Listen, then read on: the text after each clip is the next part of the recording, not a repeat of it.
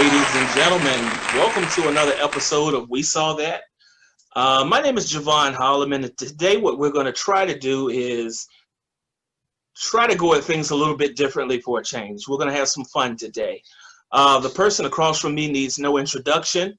This is my cousin as well as my friend. We've been around each other for as long as I can remember. And without further introduction, let's just go into welcome Mr. Kevin Battle. Everybody out there, glad to be here and glad for what we are going to share with you real soon. Wonderful, wonderful.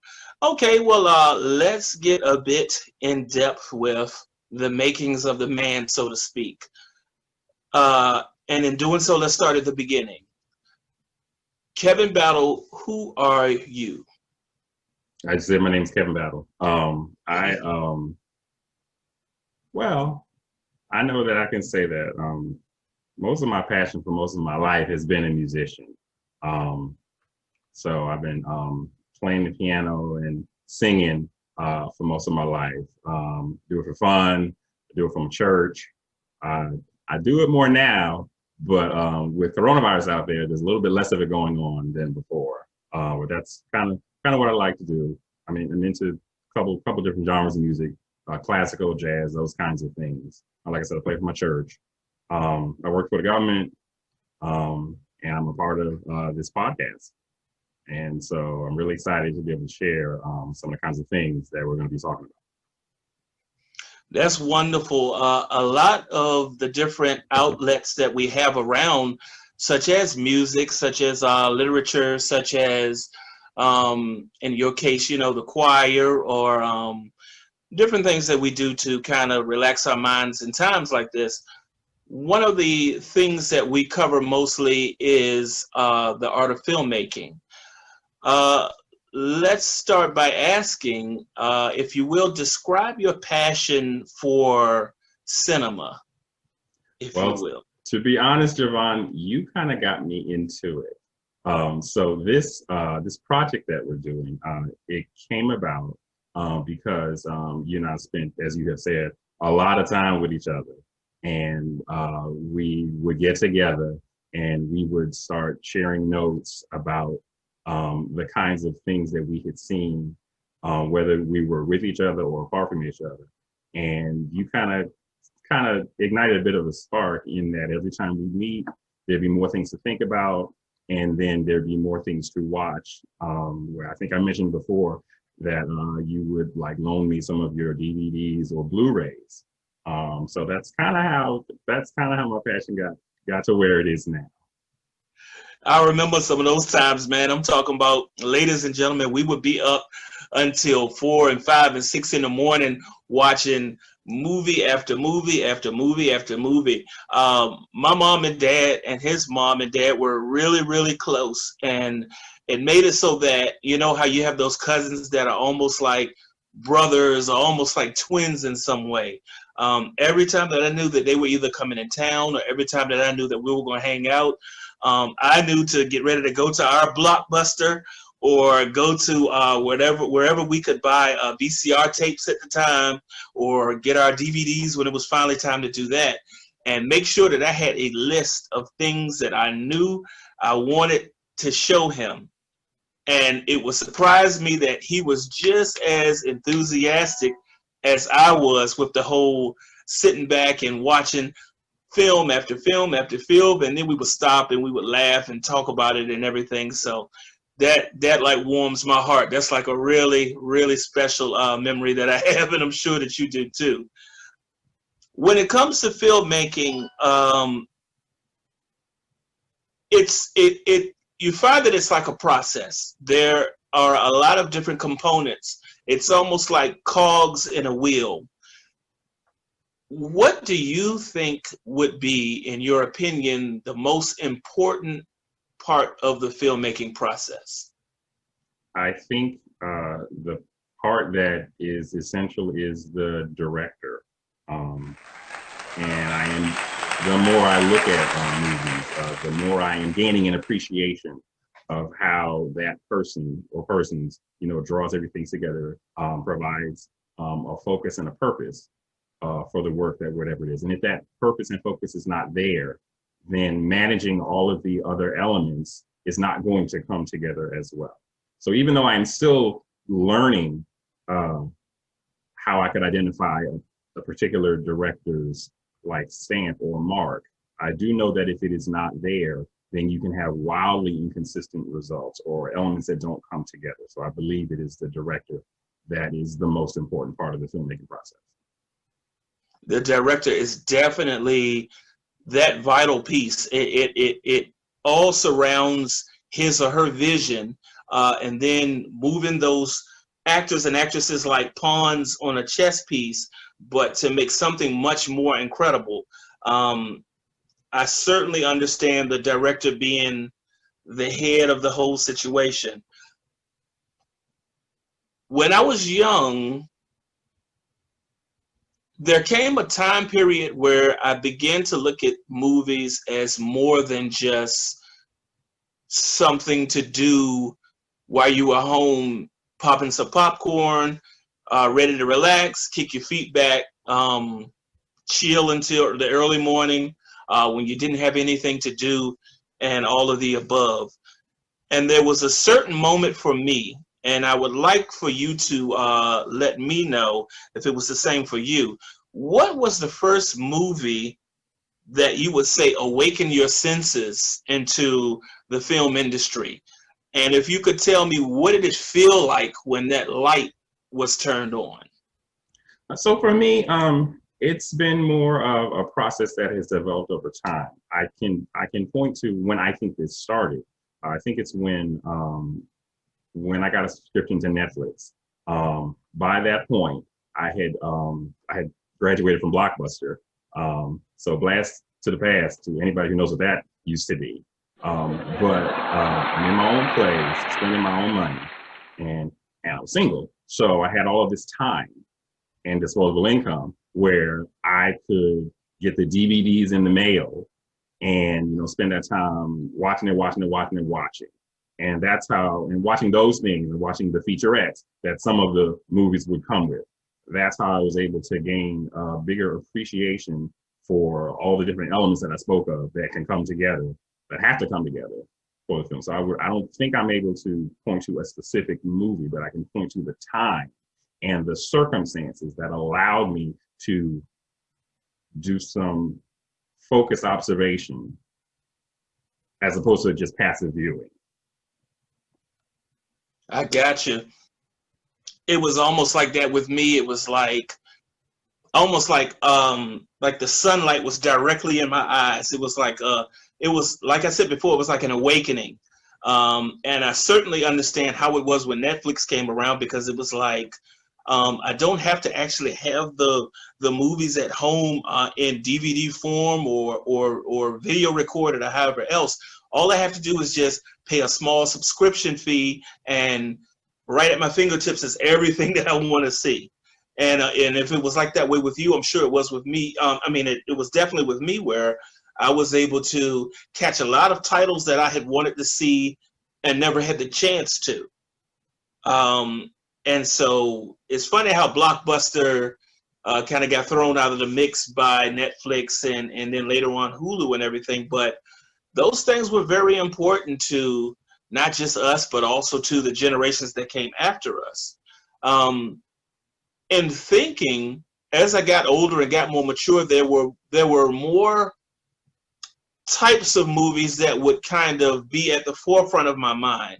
I like any and every different category, but certain genres come repeatedly to me. I wonder if that's the same way for you. Describe, if you will, what your favorite genre of film is, and tell us a little bit about why.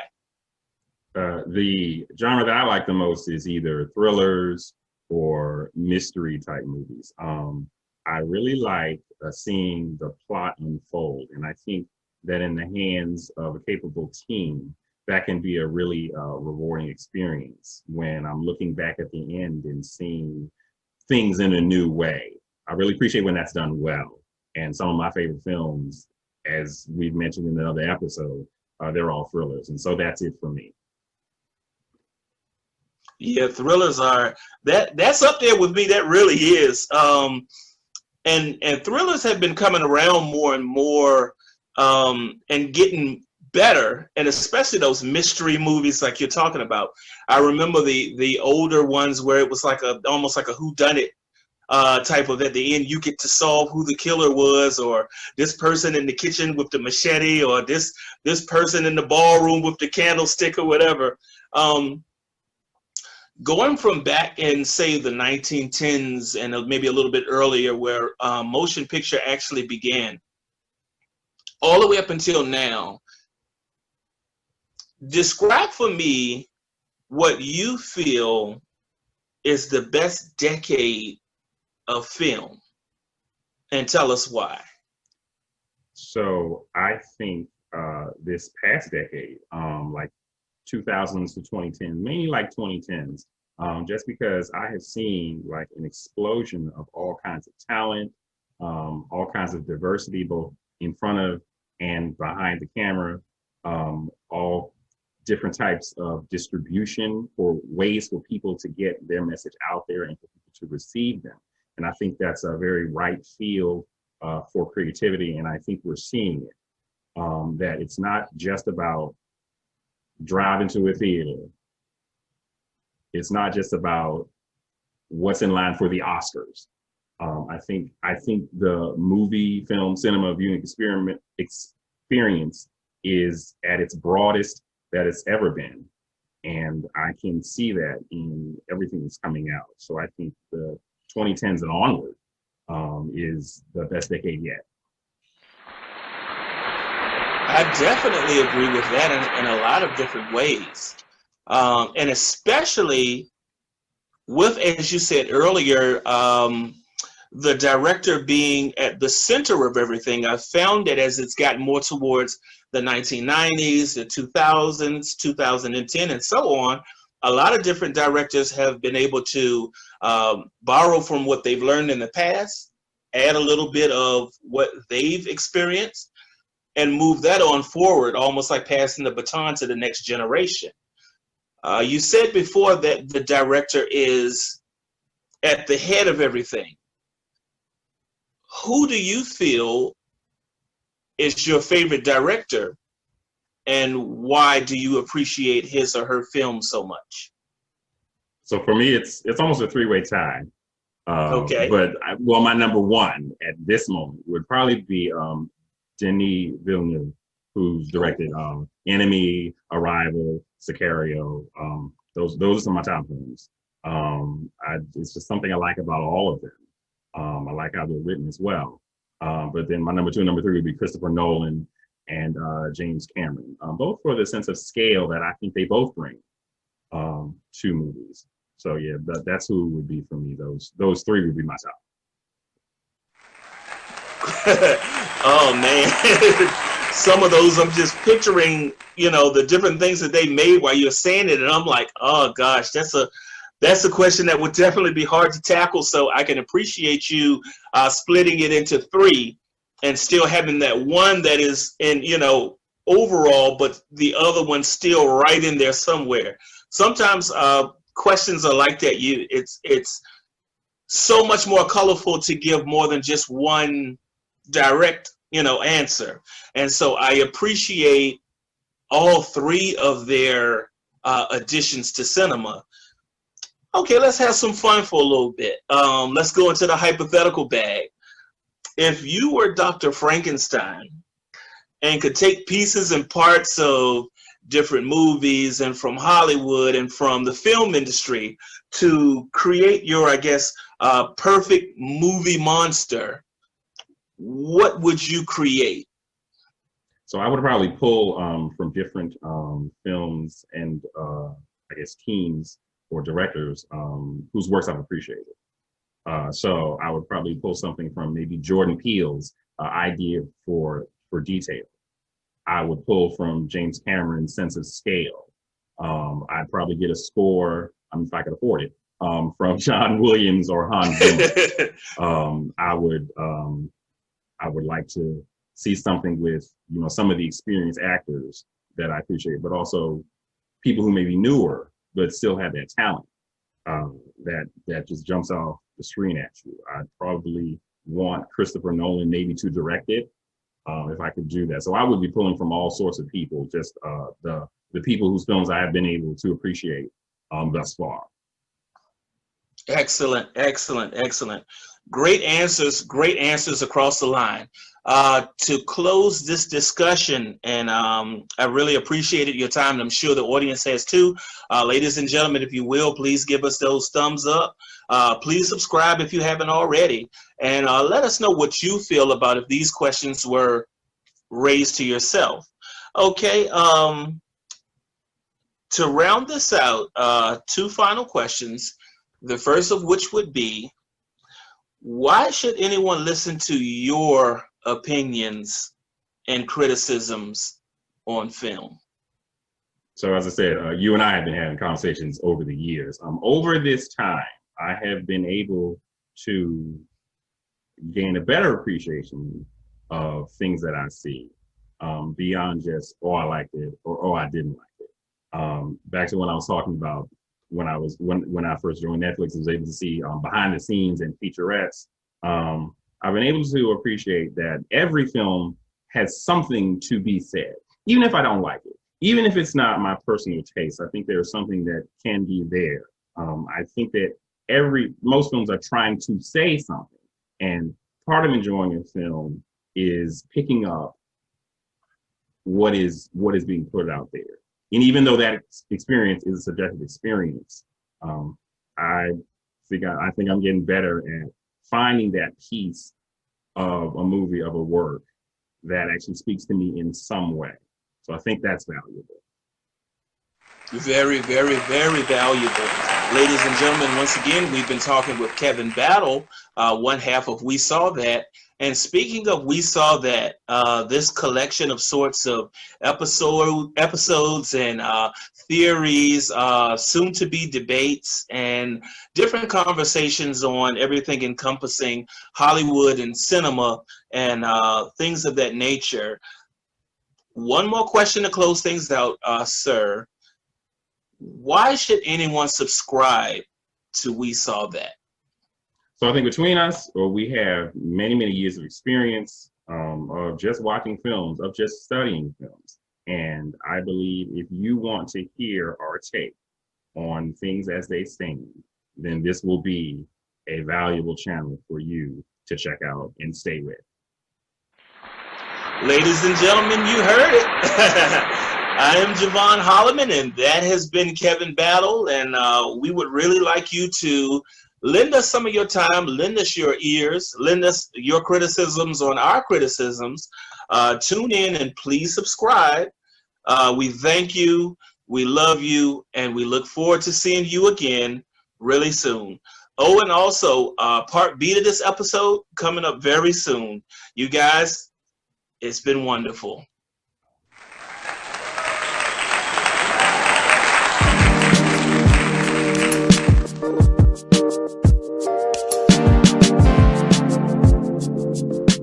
Ladies and gentlemen, we'd like to thank you for watching, and also please stay tuned to our second interview coming up.